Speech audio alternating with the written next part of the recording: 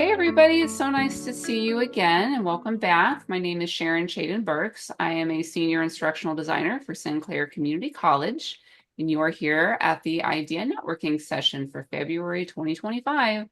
I have two new guest speakers for you today. Sharing their time with us are Brandi Davis. Almost got it, Brandi. So easy. Brandi Davis Westmoreland and Anna Parker. And while they're speaking, I encourage you to write down your questions. Then you can ask them in breakout rooms. And I have one resource to share with you when we come back after our breakout session. And also, if you have resources that you want to share with everybody and make sure people are aware of, whether that's, books, conferences, groups you've found, websites that are useful, feel free to put those in the chat, letting people know what they are. I think this is a great place for us to share those kinds of things. We didn't explain which order. Brandi, would you like to go first? It'd be better if Anna goes first. Okay, sure, no problem. Anna, you up for it? Sure. Okay. Just kind of give you guys an overview of how I began my transition. So got to a point in my teaching career where it was just, I knew it was time. When you know, you know. And so I started looking for other options, knew I wanted to go into the L&D field, but I wasn't sure exactly what place I wanted to go. And so started testing out a bunch of different aspects of L&D, fell in love with the idea of instructional design. And so started really pursuing that, doing some self-training, really connecting with lots of people, both in person and digitally, and coming to things like this. And then after a couple of months, I was able to find a job where I am working hybrid, and I am officially the curriculum developer and training manager.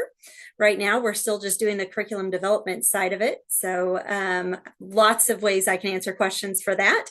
The instructional design side is strictly what I've learned, not necessarily what I have applied at this point in my career. So. Anna, where did you do your learning for the field? There was a lot of it was done through Devlin Peck and Tim Slade, their websites as well as YouTube, and then some self-learning. I did one of the things that I opted to go ahead and do was a book study myself, and then invited people on LinkedIn to be able to join in. So I did the Agile for Instructional Design by Megan Torrance, which was a really great story or book to be able to go through. It had a lot of wonderful tips in there. And then also ended up getting the free trials, for example, on Articulate, and then did the e-learning challenges with Tim Slade and got some friends or some new networking friends from LinkedIn, and we ended up doing it together and helping each other out. One thing that you mentioned that it made me think of one of the books that I thought, I'm going to put it in the chat since we're talking books. I hope this link works. Oh, that is not, I think I just gave you the same document. Let me just delete that. You don't need that. Let me try again. I can copy links. There we go. There we go. It is Designed for How People Learn by Julie Dirksen. I don't know if anyone has ever read it. I thought this book was incredibly helpful. She has a way of breaking down, describing how users slash students slash learners actually learn. And she has very visual way of laying out her pages. Has anyone read this book? No? I strongly encourage you, take a look at it. It's worth the money, but if you want to check it out at a library first, I just thought it was awesome. And Carrie said Agile for Instruction Design by Megan Torrance is a great book. I read it with my DT Was that the book you were talking about, Anna? Daisy? Yes, ma'am. Okay. So it's in there, Daisy. I read it. Excellent book. Okay, good. All right. Brandi, you ready? Yeah. Okay. And I wanted her to go first because I said my advice is all bad advice. Um, Here's the thing. Sometimes you've got to take an atypical approach, I think, when you're looking for a job.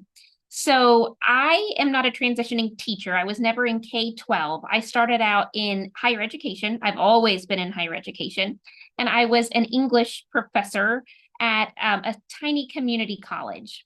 As I was an English instructor, though, I would say that I've always been doing instructional design with my own classes, with colleagues' classes. And so I think when we're looking at transitioning careers, a lot of times we see ourselves in different, this is the English teacher me, this is the instructional designer me, this is the whatever other role I've had me, but they're all you.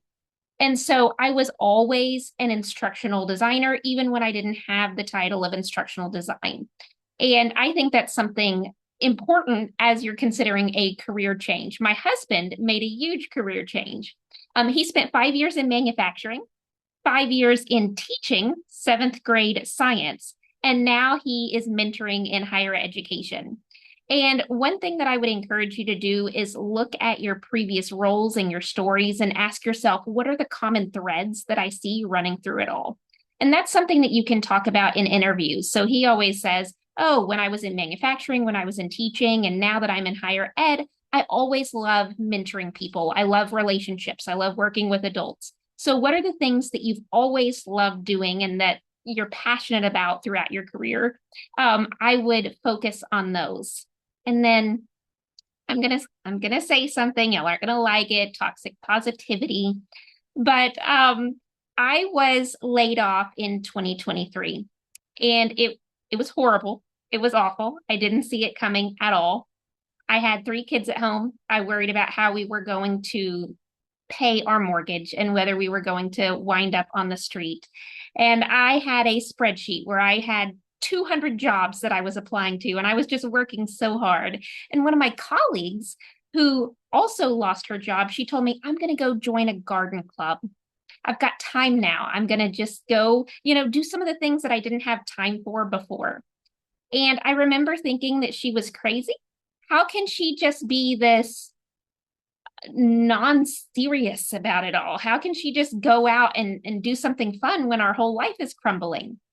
And from that garden club, she met someone whose aunt was hiring, and she got her job before the rest of the 45 of us who were laid off. She was the first one to get a job when she went out and she gardened. So one thing that I truly believe is that, I don't want to sound like Pollyanna, the right opportunities truly do come at the right time. They do. There are good jobs out there. There are good opportunities out there, and they are going to come at the right time. So I have an 18-year-old at home, and I tell him all the time, listen, whether you think you can or you think you can't, you are probably right. So I just want you to believe that you can find a job that you're going to be passionate about, that's going to be fulfilling, and that you can be your authentic self. So as far as tips for finding a role, here are some things that kind of helped me a little bit. I didn't just use the term instructional designer when I was looking for an instructional design role. This is the first time I've ever had the title of instructional designer, but I've been doing it since 2010. So things like subject matter expert or specialist, it was an ID role, but it was called specialist, some other title. So definitely use those search terms because they can put all kinds of different labels on the same type of work. And I would just really encourage you, so when I was in English, there were extremely smart people in the field, and I never felt as smart as everyone else, right? I had a PhD in English, but I just felt like an imposter. I never felt like I could be as smart as all of these people who had all these publications and all these presentations and everything. Well, one thing about the ID field is that it's the most welcoming group I've ever been a part of. Truly, truly. I just feel like I can go to anyone, whether they're a senior instructional designer or whether they're an instructional design student, and I can truly get feedback and ideas. Hey, will you help me figure this out? I'm looking for a resource on accessibility. So I would encourage you, sessions like this, the networking is just so helpful, not just in finding a role, but even once you have your role, you're going to need a network of people to reach out to brainstorm with, to find, to overcome obstacles. So networking, I think, is a great idea to do, not just to get a job, but keep doing it because you'll be a much better instructional designer. And that's what I had.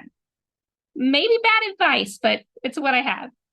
No, I love your advice, Brandy. I even wrote down a couple things to follow up on. Something that came up, we have a mentorship group at my work that brought in some leaders at our community college to talk about leadership. And someone asked about things that we can do in if we are seeking to for promotion or to become leaders in our fields, or what are some ways that we can cultivate that in our daily practices? And one thing that the speaker talked about was finding what your gift is, because everyone has a different gift. And that is very true, even in this field. Instructional designer means a lot of different things. You can be doing a lot of different tasks within that. And so when you find your passion, when you find your gift, you really thrive, and everyone benefits from you thriving. So it's that alignment between finding what you're really good at and then finding the role that works with that.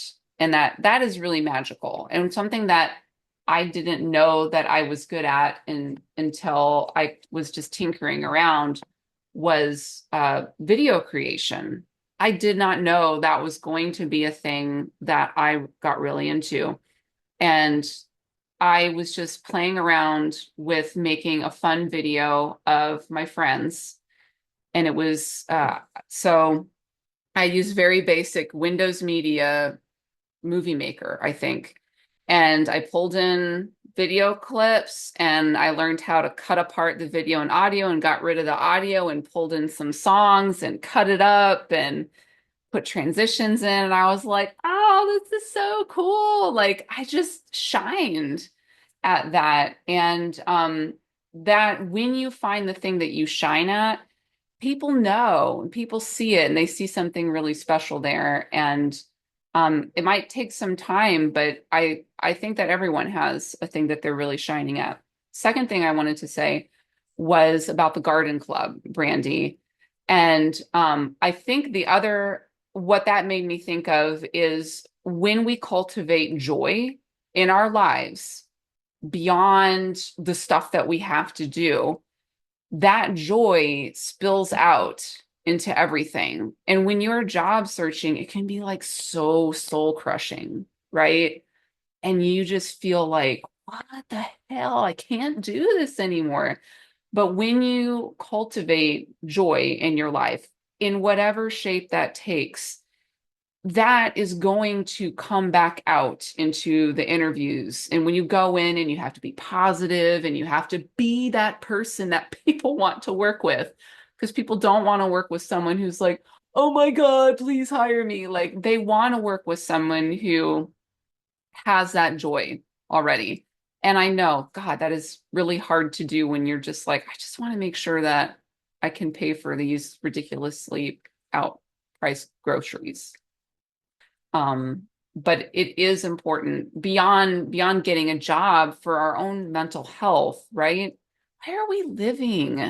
Why are we living if we don't have little corners of joy in our life? So, One thing I I think it's forgot to helpful. add. was that after 5 months of job searching, I did have 3 offers come in the exact same week, 3 offers at the same time. So you never know when you're just right there from, an abundance of offers and all the choices. Crazy. 5? 3. 3. I'm going to kind of tack on to, not only does it bring you joy when you start to join into those different things, but when you deliberately turn that around and you're deliberately trying to help others that are maybe in your same situation or struggling in a different situation, it does something to lift you up as well. And if you maintain that mindset of, I'm going through this, but what can I do to help others while I'm going through this? I think that that does a lot. One of the things that I got from one of the groups that I joined, the South Lake Focus group here in Dallas Fort Worth area, is they did help one person every day. And so that is something that I strive to do. Sometimes that's connecting with somebody on LinkedIn, as simple as just saying, hey, I hadn't forgotten about you, checking in on you. Or, just somebody that's down the street, I see something and it's like, you know what, I'm going to go ahead and help you out with that. I think that's an important thing to do as well. Not just focus in on yourself, but focus outwardly as well. Oh my God, that's so important these days, right?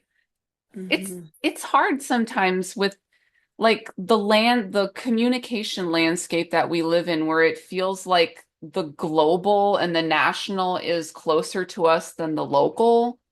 It's wild. And you forget, like, I actually like the stuff like right around me is super important. Do you know what I mean? What a weird time to be alive. We got artificial intelligence, we got social media, and like my kids are saying words like slay and skibbity, and I'm like, I don't understand. I don't understand what's happening, but I'm trying my best.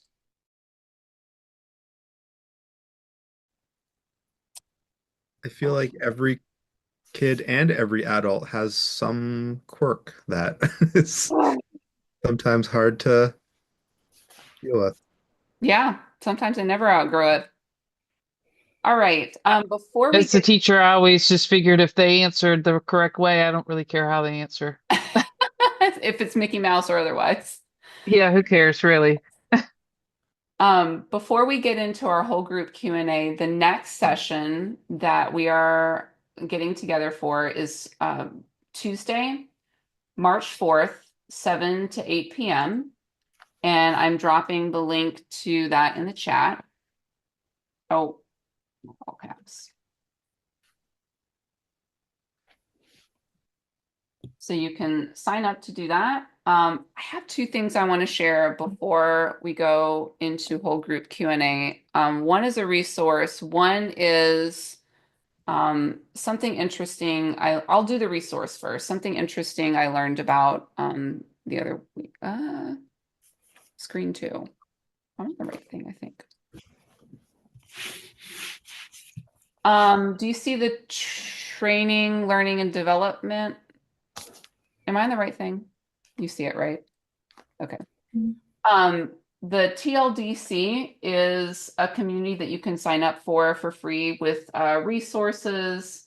There's membership for additional resources.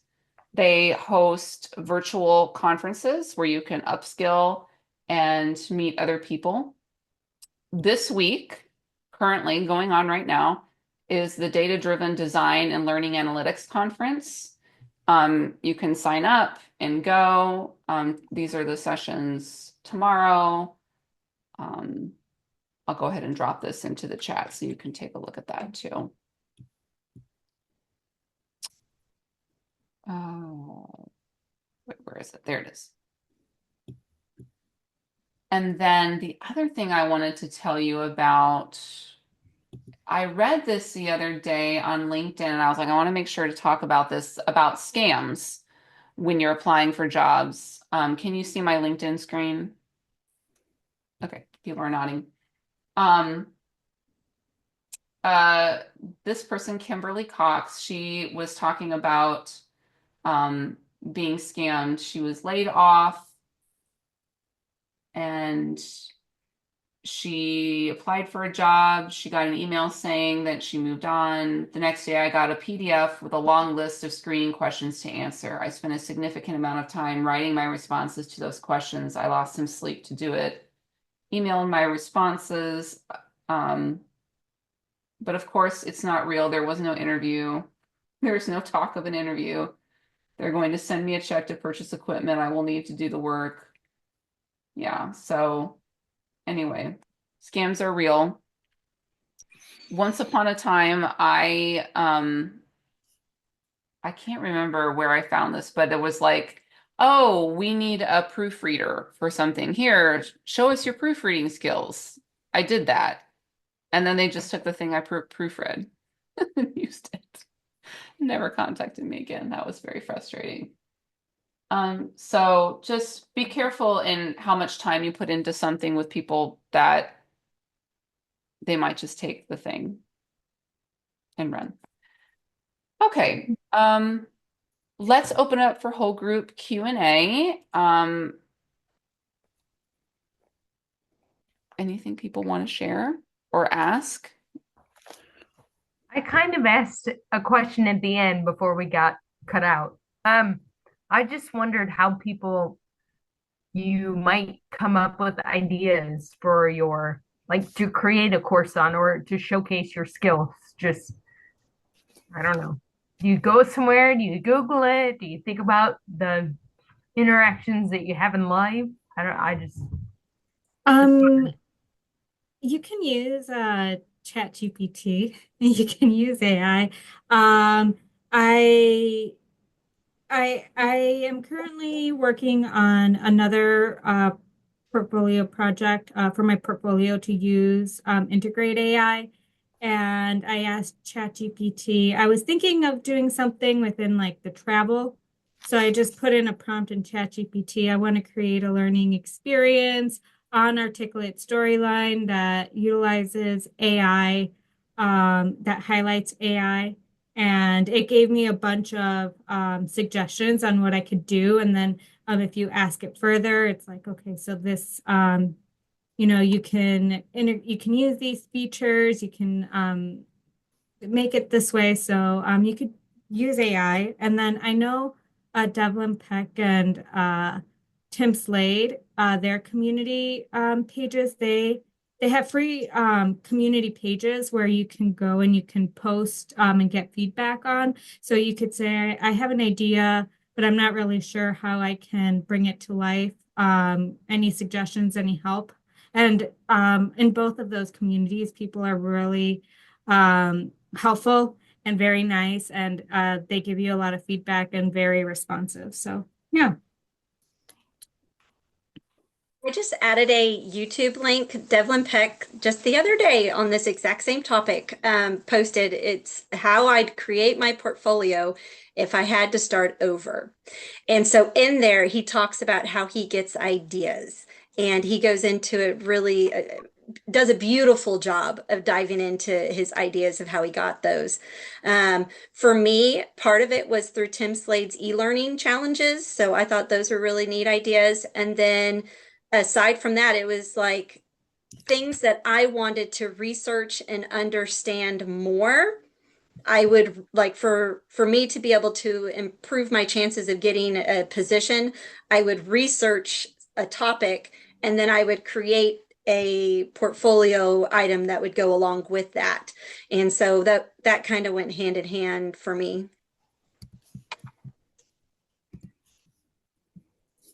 And it could be something that you are the SME in. So if you love to make French food, you could think of a learning objective about a souffle, and then how to make a souffle, and then work backwards to think, okay, what activities, what assessments, what learning content would someone need so that at the end, you know, they're able to achieve this learning objective. So it could be something that you yourself know. Um,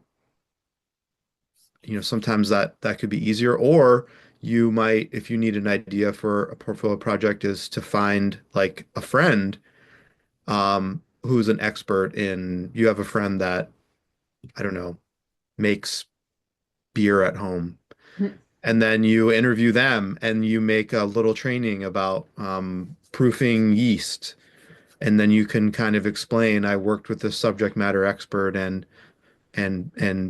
you know, identified the steps you need to know how to proof yeast and then make a little training about it. So um, I think finding something where it feels less like a chore and more like you're connecting with a friend or sharing knowledge that you have might um, make building the little course around it easier.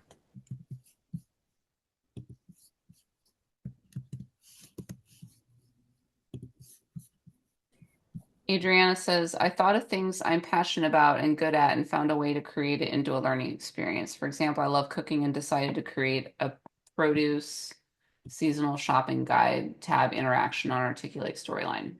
Nice. Okay, Mary, I found what I was looking for. Yeah, it's a website called Go Design Something, project ideas for instructional designers. And well, she says it's a little ebook. So, but if you click on it, okay, that may still not be what, because now it's linked to something that she's selling. Okay, maybe that's not it, but there was at one point a site that was called Go Design Something. It was like a little, like, you clicked it and it would come up with a different, would spit out a different prompt. But I mean, now we have ChatGPT. So this was something that people were passing around before ChatGPT came out. So yeah. And don't forget ChatGPT. If you're not sure how to build something, you can ask ChatGPT, how do I build that in Storyline or Rise? Insane. And it'll be like, oh, and it's so happy. Yes, I'll be happy to help you.